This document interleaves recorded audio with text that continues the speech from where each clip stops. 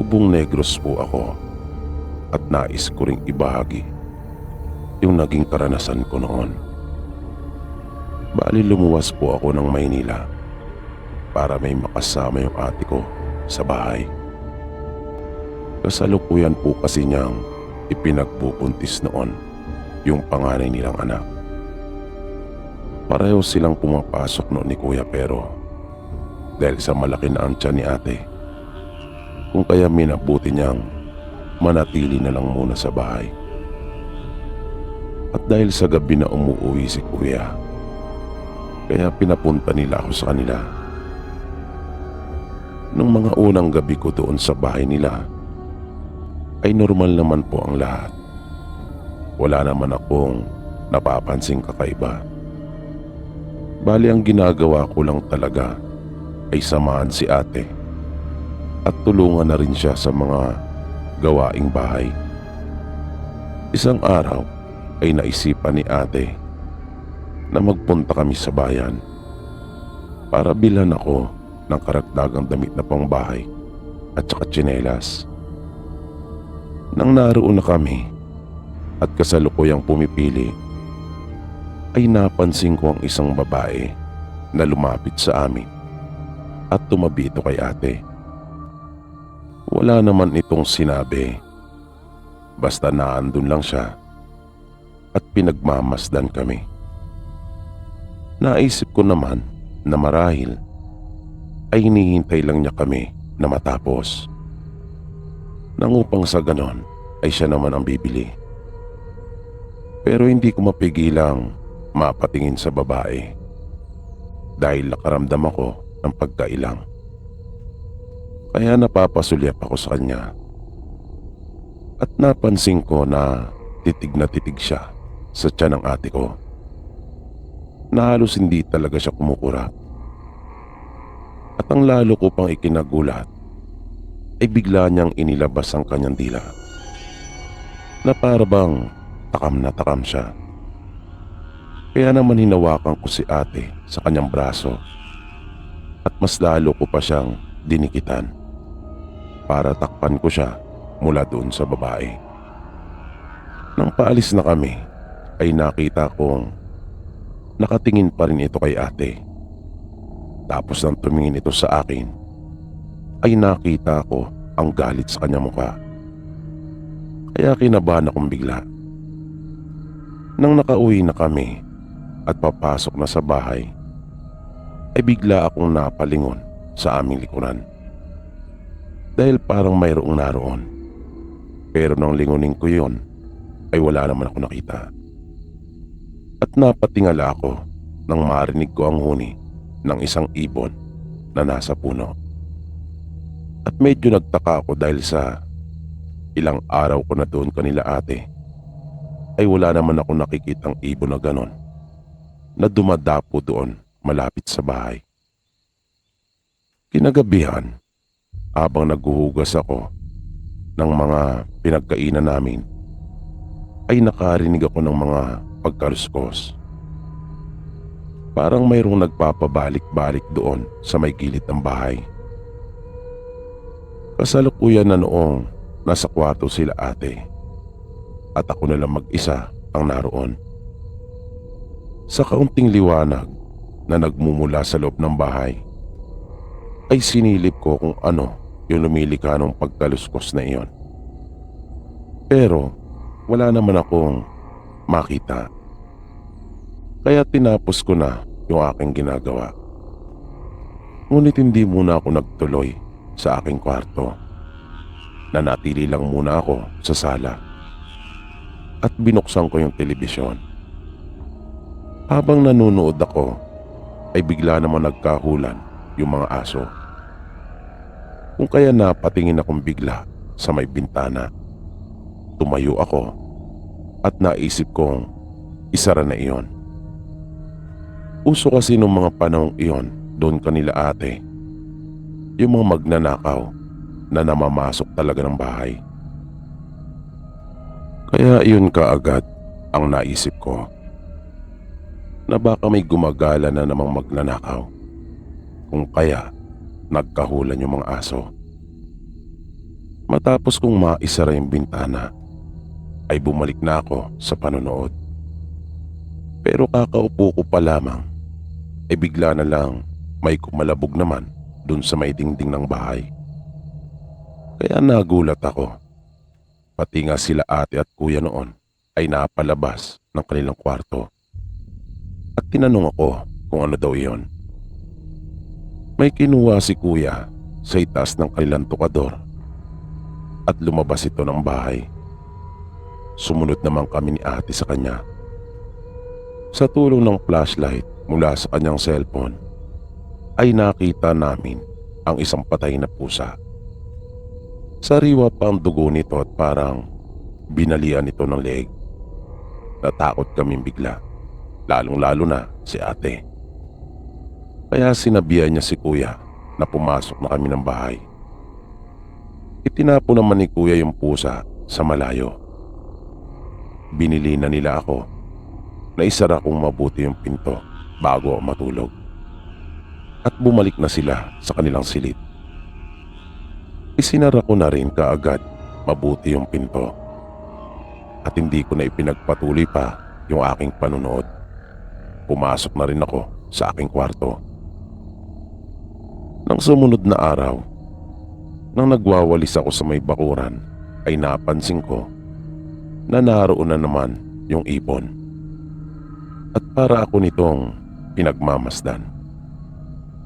Kaya minadali ko na yung pagwawalis at naisip kong pumasok na lang uli sa bahay. Ngunit narinig ko si ate na biglang dumaing at tinatawag niya ako. Kaya patakbo akong pumasok.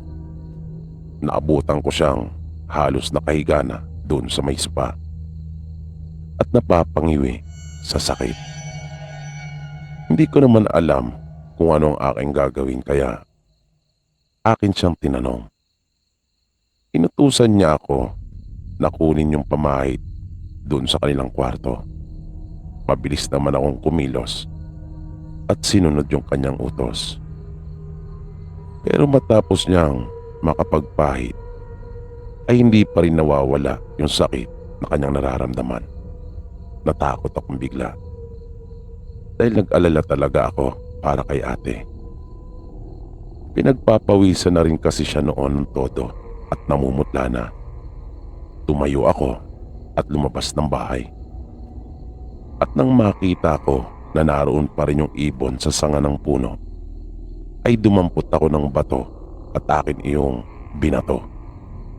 Binugaw ko iyon palayo at nagawa ko namang mapaalis. Wala rin talaga akong ideya kung bakit ko ginawa iyon. Basta iyon lang ang naisip ko. Nang bumalik ako sa loob ng bahay, ay napansin kong umayos na rin ang pakiramdam ni ate kahit paano. At sinabi nga rin niya sa akin na humupa na yung pananakit ng kanyang tiyan.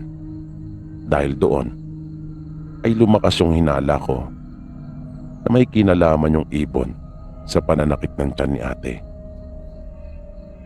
Kaya sinabi ko sa kanya yung aking mga naobserba na yon. Pero hindi niya makuha at magawa ng koneksyon. At parang ayaw niyang maniwala sa akin. Nang dumating si kuya kinagabihan, ay sinabi ko rin sa kanya ang tungkol doon pero pareho sila ni ate na nagdadalawang isip na paniwalaan ako. Dahil kahit ako man, ay hindi ko rin kasi masabi sa kanila ng diretso kung ano talagang naiisip kong kaugnayan ng ibon na iyon sa pananakit ng tiyan ni ate. Natatandaan ko yung naikwento sa amin ng lola namin noon na yung mga aswang ay may kakayahang mag-anyong ibon o di kaya naman ay may mga alaga silang ibon na siya nilang inuutusan para magmanman. Pero alam kong hindi maniniwala sa akin si kuya dahil laking Maynila ito. Kaya hindi na lang ako nagpumilit. Ginawa ko na lang yung mga dapat kong gawin na sa tingin ko ay tama. Sabi kasi sa amin o ni Lola, ang mga aswang ay takot sa bawang at asin. Hindi ko alam kung bakit pero naisip kong wala namang mawawala kung aking susubukan. Kaya nung pumasok na sila sa kanilang kwarto, ay nagsabit ako ng bawang doon sa may bintana at pinto. Pati doon sa maliit na siwang sa may tapat ng lababo ay nilagyan ko rin. At binudburan ko ng asin yung mga pasamano. At bago ako pumasok ng aking silid, ay nilagyan ko rin ng asin yung harapan ng kwarto nila ate. Naglagay din ako ng asin sa harapan ng aking pinto. At kahit paano ay napanatag na ako at nagawa kong makatulog ng mahimbing. Pero nung mga mag-uumaga na ay nagulat ako dahil sa malakas na sigaw ni ate. Napabalikwas akong bigla at agad na napatayo. Pumunta ako sa kanilang kwarto at doon ay naabutan ko siya na umiiyak na sa balikat ni kuya. Nagkalat din ang dugo sa kanilang higaan. At napatingala ako nang mapansin ko yung butas doon sa may bubong na nakatapat mismo iyon sa higaan nila. Nakunan si ate. Nawalang bigla ang anak nila. Galit na galit sila mag-asawa dahil sa nangyari. Lalo pa nga at 8 buwan na ang tiyan ni ate. At panganay pa naman sana nila iyon. Ang hinala ko talaga ay yung babae na nakita ko sa bayan ang may gawa noon. Sabi kasi ni Lola, ang mga aswang ay may malakas na pangamoy. Kaya naniniwala ako na dahil doon, kung kaya nagawa nitong masundan kami ni ate sa bahay. At hindi talaga tinigilan hanggat hindi niya nakukuha ang kanyang pakay. Nung una, kahit ako man, ay hirap din na paniwala ang nangyari ang lahat ng mga bagay na iyon. At alam kong para sa iba ay hindi sapat na basihan yung butas na naroon sa bubong. Pero magkaaganon pa man, para sa akin, ay sapat ng ebidensya yon para sabihing aswang ang kumuha ng sanggol ni ate sa kanyang sinapupunan. Dahil wala naman dati yung butas na yon.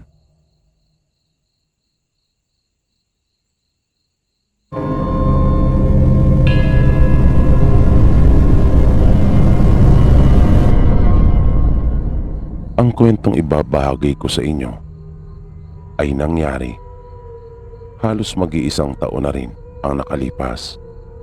Tungkol po ito sa nangyari sa kalugar po namin dito. Bali kakilala po namin siya. Hindi nga lang kami masyadong close dahil iba ang kanyang mga kabarkada.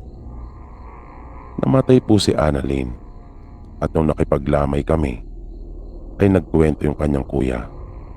Sabi nito, pangarap daw talaga ng kapatid niya ang magkaroon ng motor para may magamit sa pagpasok at hilig din talaga nito ang pagmumotor.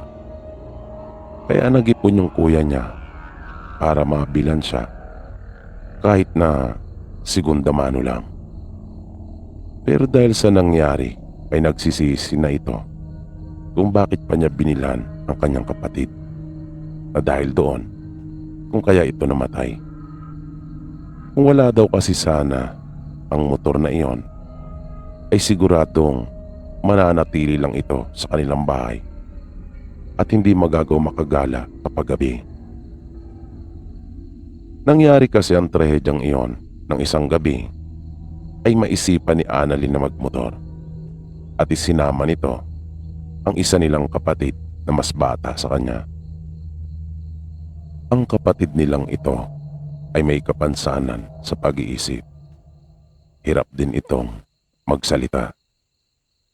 Kaya nga hindi nila alam kung kanila bang paniniwalaan ang mga sinasabi nito.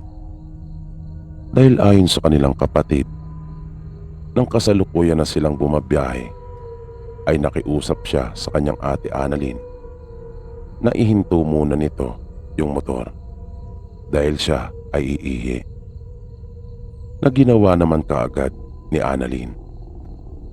Pero nang umiihi na raw siya ay bigla na lang niya nakita ang isang malaking aso na nilundag yung kanyang ate at natumba ito na kasama yung motor.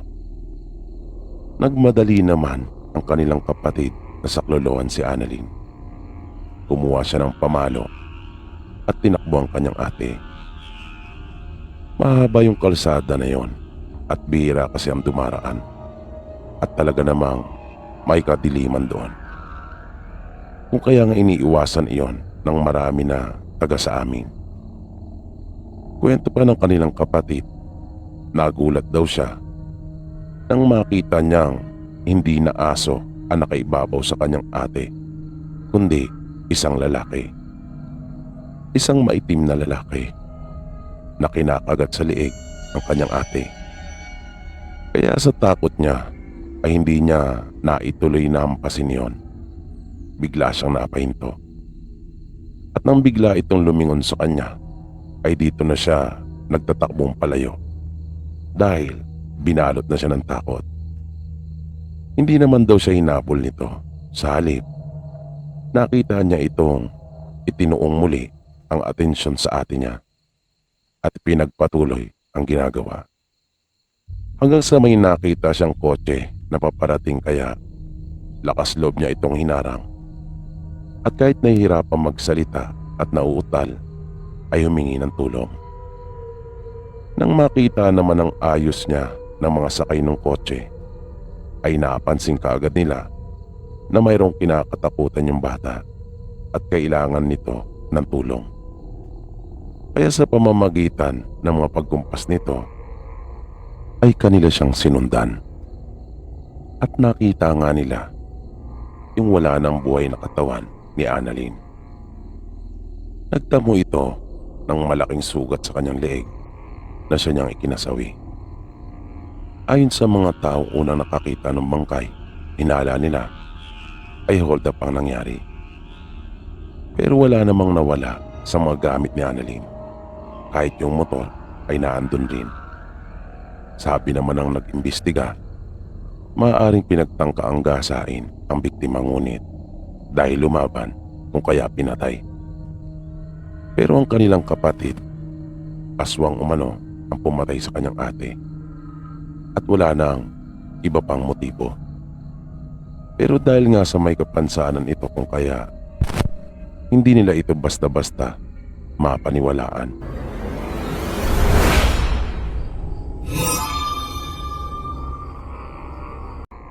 Nais ko lang rin po sanang ibahagi sa inyo itong naging karanasan namin ng kapatid ko.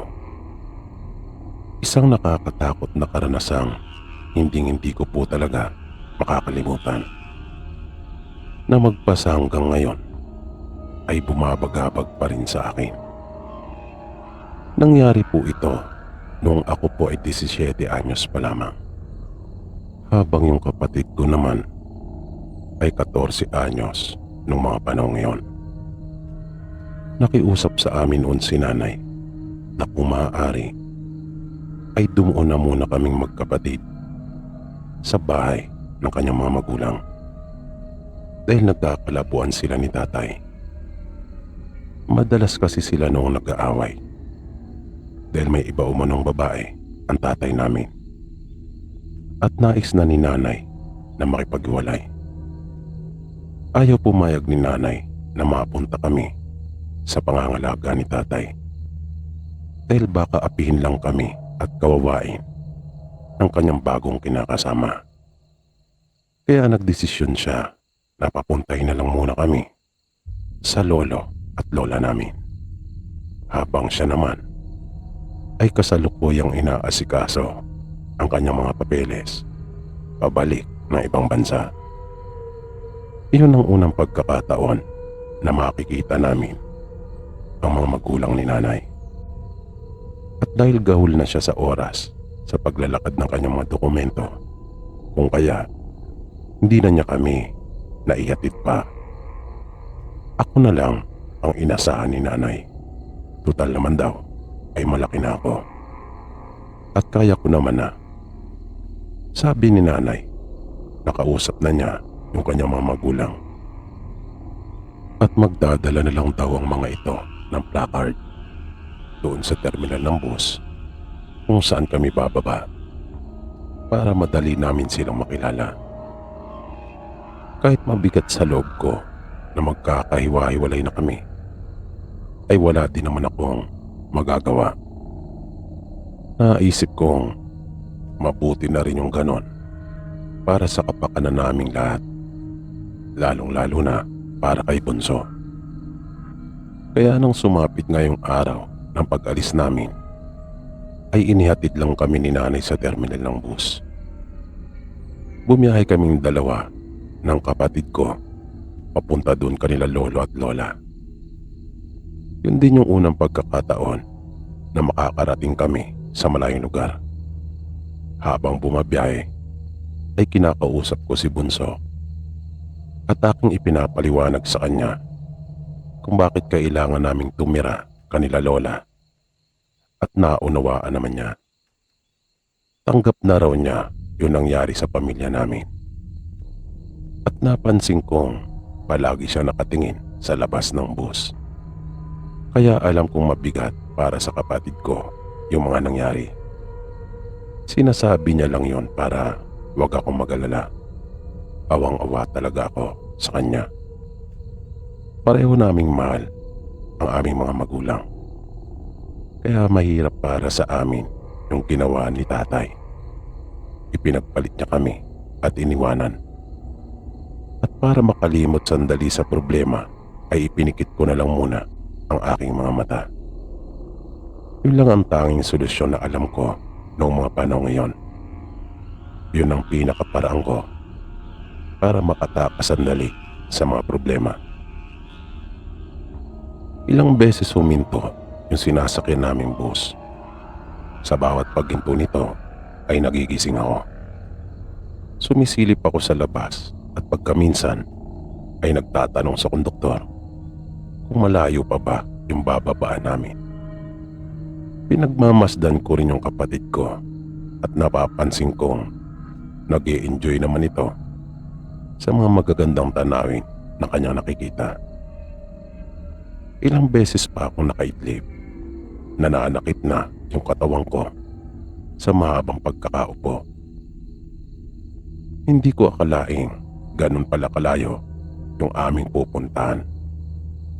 Sa muling paghinto ng bus, pagmulat ko ay napansin kong madilim na pala. Inabutan na kami ng gabi sa biyahe. Sa bawat pasaherong bumababa ay mayroon din namang mga umaakyat. Nang muli pang huminto ang bus, ay naramdaman kong may kumalapit na sa akin, yung konduktor. Sinabi niyang maaari na raw kaming bumaba pagkat narating na namin yung aming destinasyon. Kaya hinagilap ko na yung aming mga dala at tumayo na para bumaba. Nang nasa huling baitang na ako ng bus, ay nakita ko kaagad yung malapad na karton kung saan nakasulat yung pangalan naming magkapatid. Kaya nagmadali kami ni Anton at amin silang pinuntahan. Hawak iyon ng isang matandang lalaki, habang nasa tabi naman niya ang isang matandang babae. Sa una naming pagkikita ay medyo nailang pa kaming magkapatid dahil sa hindi kami sanay sa kanilang dalawa. Noon lang talaga namin sila nakita. Nang naglalakad na kami papunta sa parada ng tricycle at sasakay na sana, ay nakiusap ako kanila lolo at lola na kung maaari ay kumain na muna kami dahil kumakalam na ang aming mga sikmura. Sinabi naman nila sa amin na mayroon silang inihandang pagkain sa bahay. Pero gutom na talaga kami, lalong-lalo na si Anton. Panay na ang daing nito sa akin. Kung kaya, nung uli, ay napilitan na rin kaming humanap ang makakainan doon sa may paradaan. At nang makakain na kami, ay saka kami sumakay na kaagad ng tricycle. Ang buong akala ko ay malapit na yung bahay nila mula doon. Pero malayo pa yung tinakbo ng tricycle. Habang bumabiyahe ay tahimik lang kami. Nahiya kasi akong umuna ng pakikipag-usap sa kanila. At ganon din naman ang kapatid ko. Mas tahimik pa nga ito kaysa sa akin. Pagka minsan ay nagtatanong sila lolo at lola, magalang naman naming sinasagot. Pero kung ano lang yung itinatanong nila, ayun lang din naman ang sinasagot namin. Dahil hindi pa nga kami sanay at panatag. At napansin kong medyo nasa looban pala ang bahay nila. Nag-iisa lang ang bahay, kung kaya nanibago ako.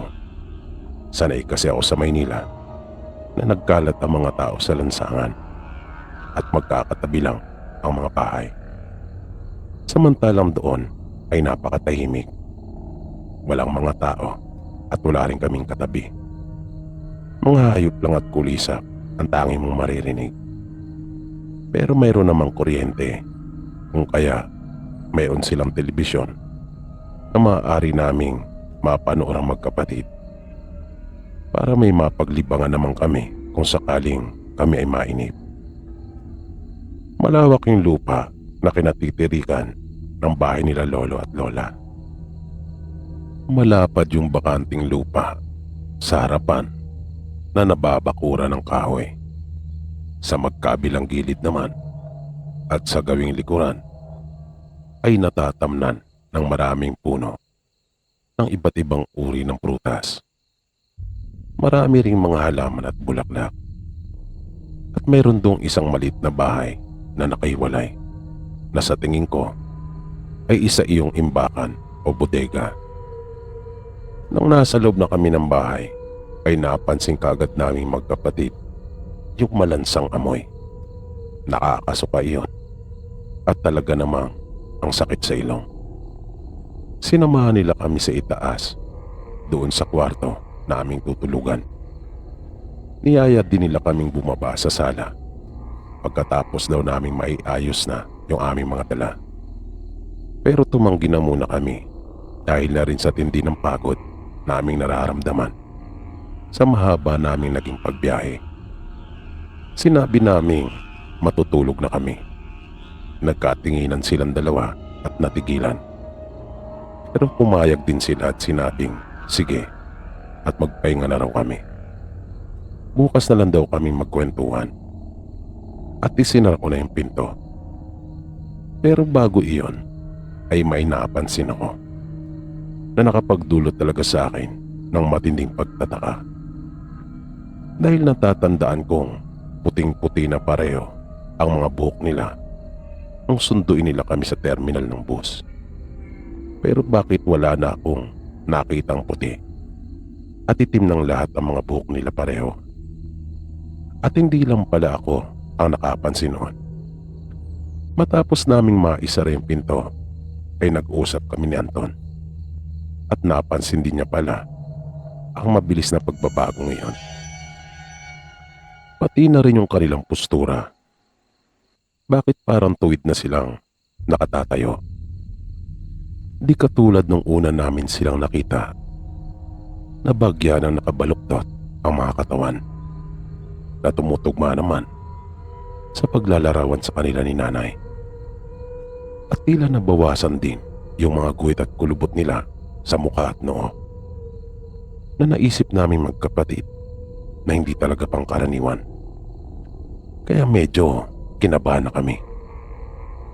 Bukod sa pansara ng pinto ay pinagtulungan namin ng kapatid kong itulak doon sa may pinto yung katre na higaan at saka ipinatong doon yung isang mesa at naupo kami magkapatid sa sahig matapos naming malatagan niyon ng kumot. Ayaw naming mahiga dahil baka makatulog kami. Pagkat kung nung una ay gusto na naming matulog para makapagpahinga, noong mga oras naman na yon ay nais naming manatiling gising. Dahil sa kakaiba naming napansin sa mga magulang ni nanay. At makaraan lang ang ilang sandali ay nakarinig na kami ng mga yabag sa labas ng silid na kinaroroonan namin. Hanggang sa bumilis iyon ng bumilis. Yung yabag na tila naglalakad lang nung una ay para bang tumatakbo na nung mga sandaling iyon. Pabalik-balik. Sinabi ko kay Anton na amin pang dagdagan yung mga nakaharang sa pinto. Pinagtulungan naming buhatin ang isa pang lamiseta na nakalagay sa gilid ng katre at ipinatong din namin iyon at isinandal doon sa may pinto. At may napansin akong isang butas na naroon. Kaya sa pagnanais kong malaman kung sino'y lumilika ng mga may ingay na yabag na yon, ay dahan-dahan akong sumilip. At nagulat ako nang makita ko ang isang babae na walang anumang saplot. May balingkinita nitong pangangatawan na nagtataglay ng napakahabang buhok na halos sumayat na sa sahig. At nangingintab ang katawan nito sa kung anumang likido na kanyang ipinahid. Kaya nag-alala talaga ako. Ano na ang nangyari kanila lolo at lola? Nagtaka ako kung sino ang babaeng iyon. Pero mas ikinabigla ko pa ang sunod na nangyari. Nang bigla na lang humarap yung babae. Dahil hindi ito isang karaniwang tao. At habang palayo sa pinto ng silid namin, ay gumapang ito ng mabilis na para bang isang aso. Maya-maya pa ay dalawa na silang nagpapabalik-balik. Kaya lumakas ang hinala kong marahil ay walang nangyaring masama kanila lolo at lola. Sa halip, sila mismo yung dalawang aswang na gumagapang at nagpaparot pa rito sa harap ng pintuan ng silid namin. At nang hindi ko na iyon matagalan pa, ay itinigil ko na yung ginagawa kong pagsilip dun sa butas. Kaya sinamantala naman iyon ni Anton. Sinamantala niyang pagkakataon para makita din kung ano yung nangyayari sa labas. Pero pagsilip na pagsilip niya, ay agad din siyang napaatras. Dahil nakita niyang papalapit yung muka ng lalaking aswang. At nasundan na iyon ng mga pagkaluskos sa may pintuan. Pinagtulungan nila yung kalmuting dalawa na pagkaminsan ay sinusubukan din nilang buksan yung pinto.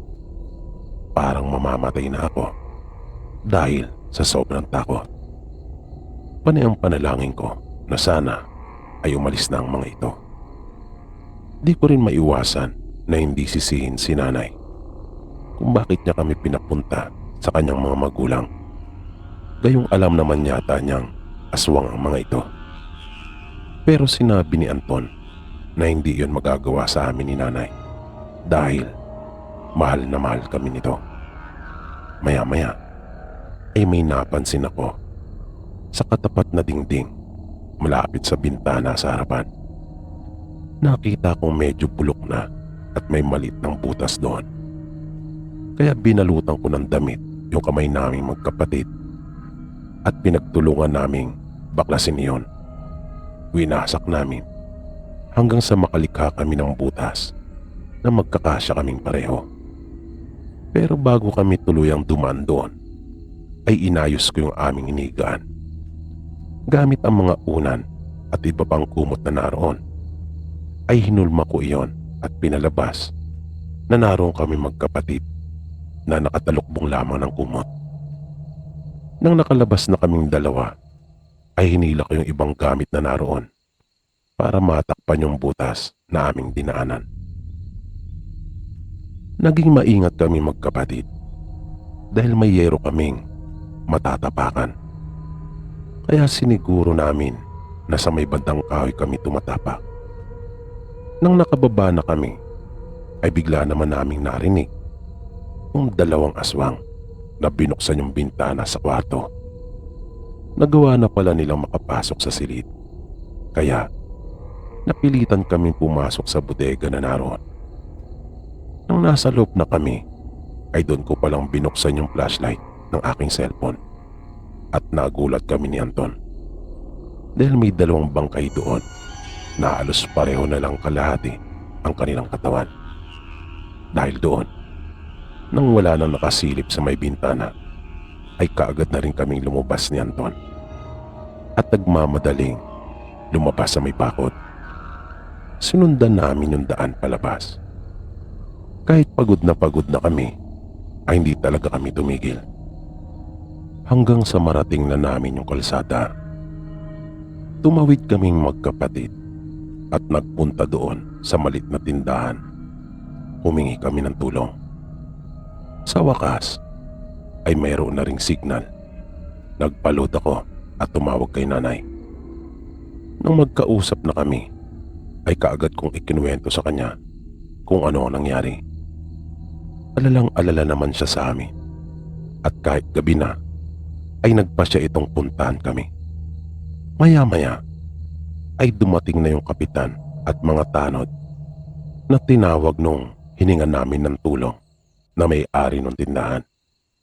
Pero natakot ang iba sa kanila kung kaya nagtawag pa ng ibang makakasama. Nang sapat na ang kanilang bilang ay saka sila nagpunta. Hindi na nila kami pinasama pa. Sa kasamang palad ay hindi na nila naabutan pa yung mag-asawang aswang. Pero nakita nila yung labi ng dalawang matanda doon sa may bodega na malakas ang hinala kong yun marahil ang aming lolo at lola. At hindi nga ako nagkamali. Dahil lang dumating na si nanay nung umaga ay kanya iyong kinumpirma.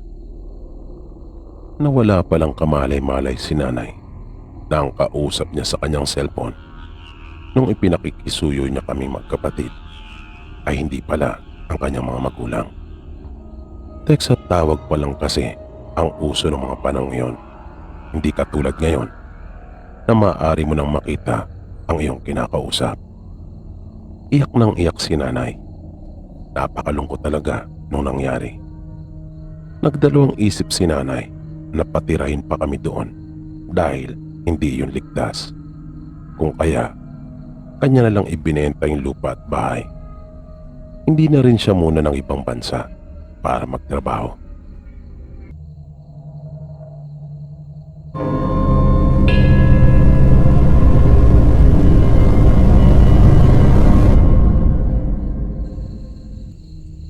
Medyo maselan po ang ibabahagi kong kwento. Naganap po ito noon sa aming probinsya. Binata pa po ako noong mga panahong iyon. Ang kapatid po ng nanay ko na si Uncle Juan ay may mga karanasan na tungkol sa mga aswang at engkanto. Hindi rin namin alam kung paano nagkaroon ito ng kakayahan na lumaban sa mga ganong elemento. Basta nang bumalik ito sa lugar namin ay may mga kakaiba na itong kakayahan. Kung kaya nga noon, madalas itong lapitan ng mga taga sa amin tuwing mayroon silang problemang hindi pangkaraniwan. Ang edad ko nung mga panahong ito ay 17 anyos pa lang. Si Uncle Juan ay madalas pong nasa amin at paborito niya ako sa aming magkakapatid. Nung mga pagkakataong iyon ay wala pa silang anak ng asawa niya. Minsan, nang nasa amin ito, ay may dumating na taga-kabilang baryo at hinahanap siya. Sabi nung lalaki, galing na raw ito sa bahay nila Uncle Juan at nalaman niya mula sa asawa ni Uncle na nasa amin ito. Nang makaharap ng lalaki si Uncle Juan, ay agad niyang sinabi ang kanyang pakay. Pahayag niya, mayroon umanong gumagambala sa kanyang mga magulang tuwing gabi. May sariling pamilya na kasi ang lalaki. Kung kaya, hindi na niya kasama ang kanyang mga magulang na namumuhay. Inutusan lang daw siya ng kanyang mga magulang na puntahan si Uncle Juan para humingi ng tulong. Dagdag na sabi pa ng lalaki, base na rin sa kwento ng kanyang mga magulang, nararamdaman nilang may dumadapo sa kanilang pupungan. Kung minsan naman ay nagpapaikot-ikot sa kanilang bahay. At nakakarinig pa sila ng mga hayop na umahangin. Kaya kung maaari raw bang punta ni Uncle Juan yung bahay ng kanyang mga magulang para sila itulungan. Pagkat simula kasi noon ay naratay na sa panig ang kanyang ama. At kahit pinatingnan na nila ito sa doktor, ay wala pa rin naging pagbabago.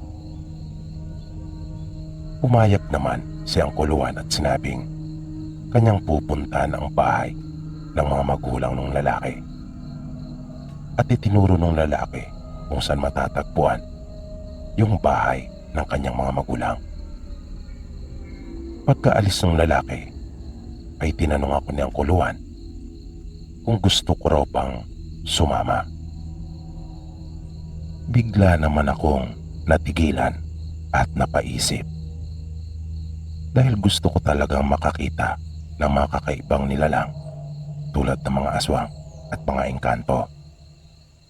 Pero nagdadalawang isip din ako. Baka kasi hindi ko yon kayanin. Ngunit narinig kong nagsalitang muli si Uncle at sinabing siya raw ang bahala.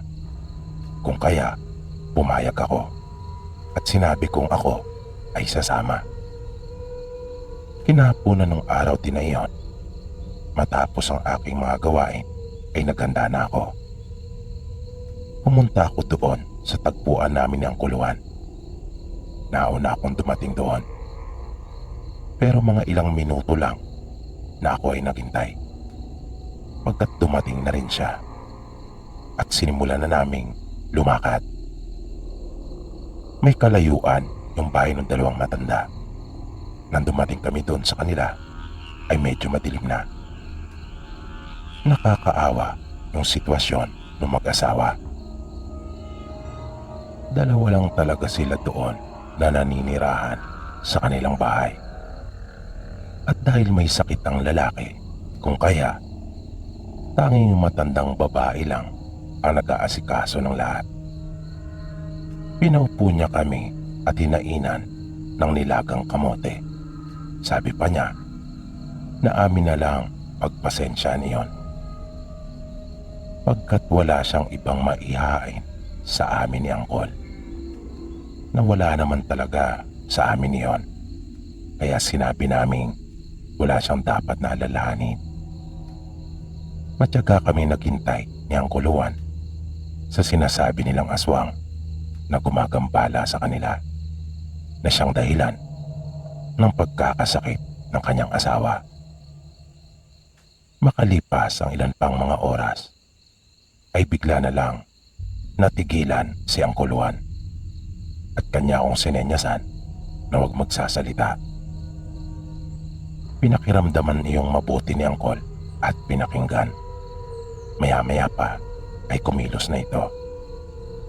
Palatandaang nariyan na nga yung aswang. Ang kaiba ni Uncle sa ibang mga gamot dun sa amin, bukod sa may nalalaman nito ukol sa mga ganong bagay, ay mayroon pa itong baril.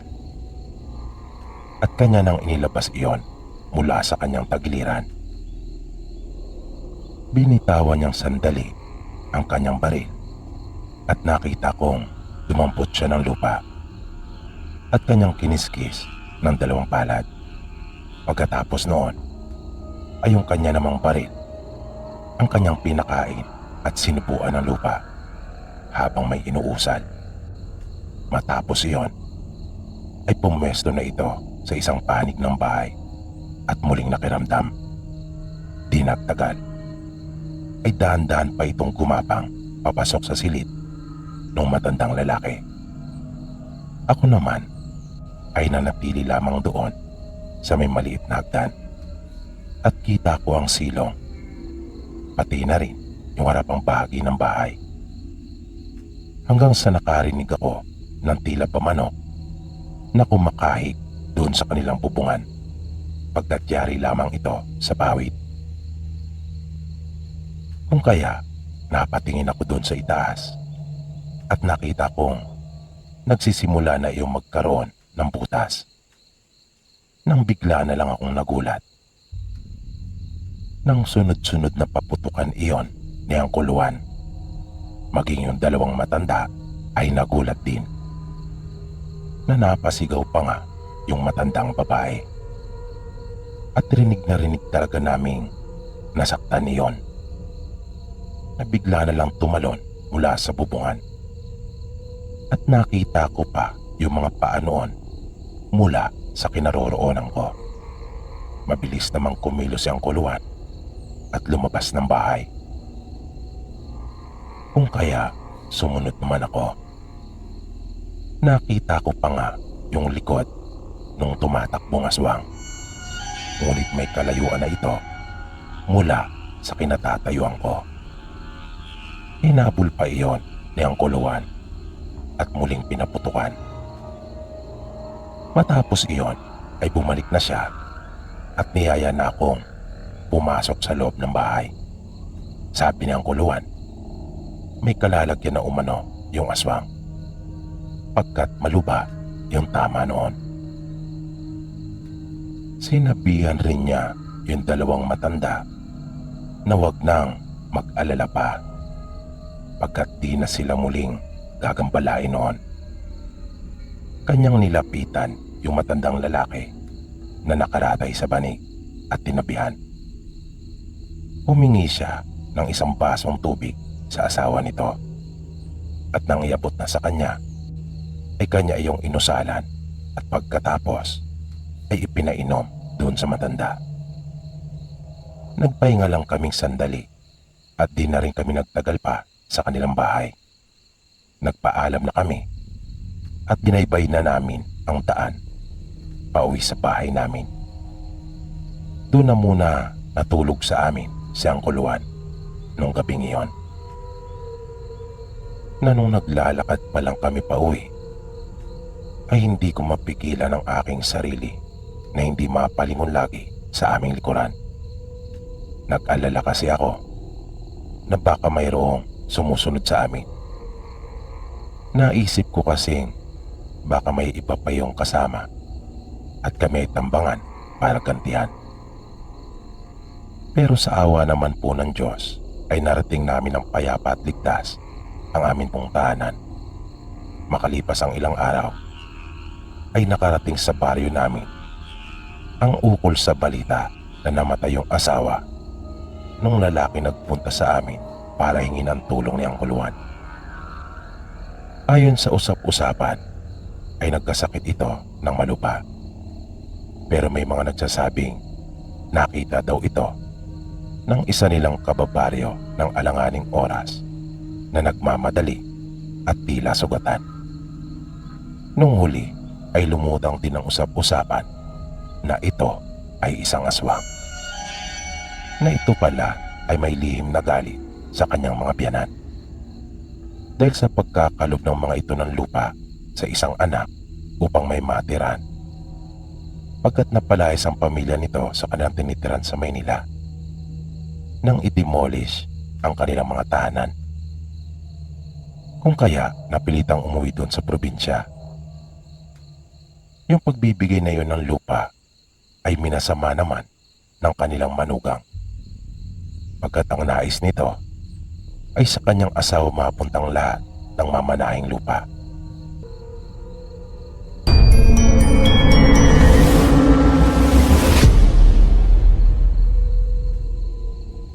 Nais ko rin magbahagi sa inyo ang kwento.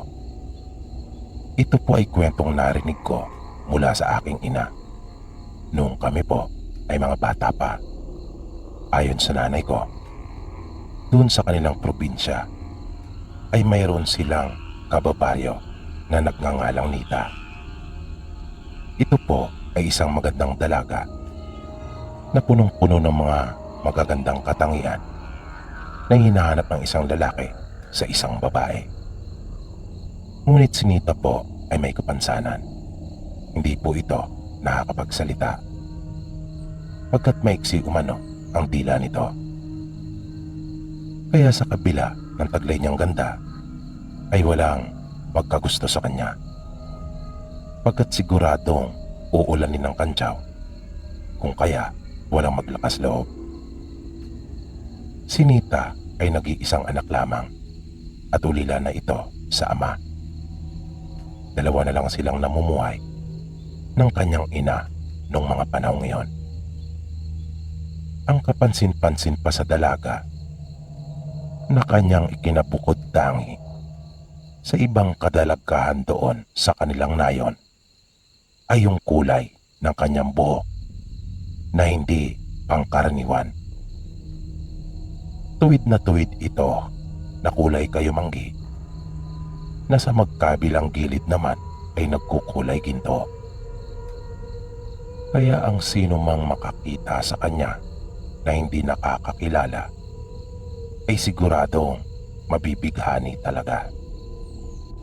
Isang gabi, nag-inuman ang ilang kalalakihan na magkakabarkada, na nang maubos na ang kanilang pulutan ay ang tungkol naman kay Nita ang kanilang pinag-usapan. Pero ang isa sa kanila ay hindi sumasali sa kanilang pagkukwentuhan, pagkat naawa siya sa dalaga at mayroon siyang lihim na pagtingin para dito. At ito ay si Conrad. Walang kamalay-malay yung dalaga sa mga masasamang pinagsasabi ng mga kaibigan ni Conrad tungkol sa kanya, na para bang siya naman ang ginawang pulutan ng mga ito. At ng mga kalulong na sa alak ay mas tumindi pa ang kanilang mga pinagsasabi na may halo na iyong kalaswaan. Kung kaya, hindi na napigilan ni Conrad at kanyang sinaway ang mga kaibigan. Pero hindi nagpaawat ang mga ito. At kanila pang ang minasama ang pagpapaalala na iyon ni Conrad. Kung kaya, napilitan na lang itong umalis at iniwan na ang mga kaibigan. Umuwi na lang ito sa kanila. Nang sumunod na araw, ay bigla na lang kumalat ang balita ukol sa pagkamatay ng isa sa mga kaibigan ni Conrad. Nakasama nilang nagiinuman nung nagdaang gabi. Ito'y natagpo ang wala ng buhay sa kakahuyan malapit sa bahay nila Nita. Kaya lubha nilang ipinagtaka iyon. Lahat sila sa kanilang nayon ay walang maisip na dahilan sa kung ano talaga ang tunay na nangyari. Pero kinagabihan nung araw ding iyon, isa pa sa mga kaibigan ni Conrad na si Tinoy ang nagpunta sa bahay nila at kinausap siya. Nanginginig ito sa takot at tumingi ng tulong sa kanya. Ikinuwento nito na nung matapos sila mag-inuman ay niyaya siya ni Magno na magpunta sa bahay nila Nita. Si Magno ay yung namatay nilang kaibigan at siyang nangunguna sa panlalait at pambabastos kay Nita doon sa kanilang pagkukwentuhan. Sabi ni Tinoy, ayaw niya sanang pumayag sa gustong mangyari ni Magno, ngunit mapilit daw ito. Kaya wala na rin siyang nagawa noong uli, kundi ang sumunod sa gusto nito. Ang buong akala niya ay gusto lang nitong makita at makausap si Nita. Pero iba na pala ang plano nito. Nakabaliktaran pala lahat ng mga sinasabing panlalait sa dalaga, na malaki pala talaga ang pagnanasa nito kay Nita. At masama na ang nasa isip nito, na kanya palang hahalayin ang dalaga. Sa pilitan daw nilang pinaso ang bahay nila Nita at nakita nila itong mahimbing na natutulog sa isang silid. At kahit siya raw, sabi ni Tinoy, ay nadala na rin sa makamundong pagnanasa nang makita nilang nakalilis yung palda ni Nita. Ngunit nang kanila nang isasagawa ang maitim na balak, ay bigla na lang may tumaluhong sa kanila. At kitang-kita ni Tinoy ang isang nakakatakot na nilalang na mayroong matutulis na mga ngipin at mahabang kuko. Malaki din umano ang mata nito na wala kang makikitang anumang ibang kulay maliban sa itim. Paglalarawan pa niya, maliit lamang iyon na maihahalin tulad sa isang batang nasa pagitan ng 6 hanggang 7 taong gulang. Dahil doon, ay napatalon sila Tinoy sa bintana at nag-uunang makalayo. Ayon pa sa kanya, hindi na sila nagkita pa ni Magno pagkat nagkanya-kanya na sila ng direksyon sa tindi ng kanilang pagkataranta dahil na rin sa matinding takot. Nagpunta daw ito kay Conrad para hingin ang tulong nito. Takot na takot ito pagkat baka siya naman daw ang isunod. At dahil sa kaibigan ito ni Conrad kung kaya, kanya itong sinabihan na tumuon na muna sa kanila. Ngunit makaran lang ang 2 gabi, ay umalis din ito na nagsisigaw pa nga ng malakas habang papalayo. Sa 2 gabing nagdaan, ay madalas rin siyang nagigising dahil sa ingay ng kaibigan niyang si Tinoy. Na tila pa mayroon itong nakikita at sinasabing papatayin daw siya tulad ni Magno. Hanggang sa tuluyan na ngang napaliw si Tinoy na nakikita na nila itong nagpapakalat-kalat doon sa kanilang baryo. Isang araw ay naglakas loob na si Conrad na magpunta sa bahay nila Nita at magpaalam kung maaari pa siyang umakyat ng ligaw. Habang kausap niya ang dalaga ay naroon din ang ina nito na si Aling Dolores para ipaliwanag kay Conrad ang naisabi ni Nita sa kanyang mga pagsenyas.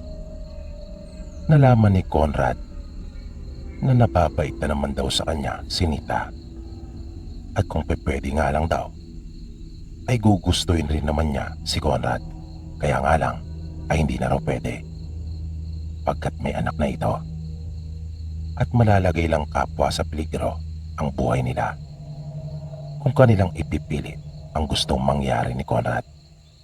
Nagtaka si Conrad sa pag-amin ni Nita, pero sinabi nito sa pamamagitan ng kanyang ina na huwag na niyang abalahin pa ang kanyang sarili na unawain at alamin ang mga bagay-bagay pagkat siguradong mahirapan lang itong intindihin niyon pagkat mahirap talagang ipaliwanag.